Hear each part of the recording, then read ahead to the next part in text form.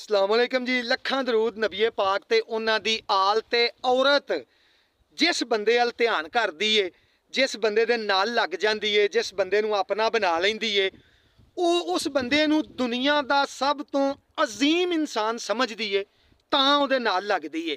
मुखलस इस कदर हुंदी ਏ साडी ज़ात दे नाल औरत, ਉਹਦੇ ਕੋਲੋਂ ਇਹ बर्दाश्त ही नहीं हुंदा कि असी किसी होर अल जावीए।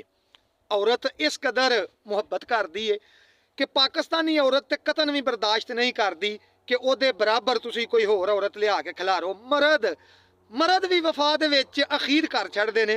मरद ते इंज दे वफादार हुंदे ने कि किसी औरत दे नाल तलक वास्ता बन गया ना, दिल दे विच वस गई है, ते दिल दे दरवाजे बाकी औरतां लई बंद कर देंदे ने। बेशक पिछों कंधां ढाह छड़न के पिछों जिहड़ी मर्जी पई आवे।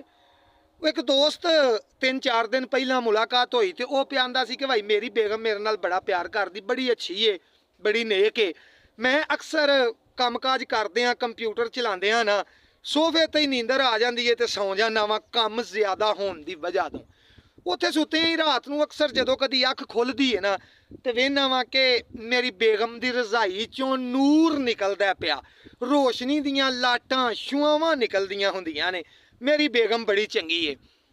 मैं कहा यार बेगम तो तेरी चंगी है, चंगिया होना भी चाहिए, लेकिन ये वे कि तू अपने फोन का पासवर्ड बदल लै, वो नूर दियां छुआवां नहीं हुंदियां, तू फस जाना, मर जाना, वो तेरा मोबाइल सारी रात चैक करती रहिंदी है।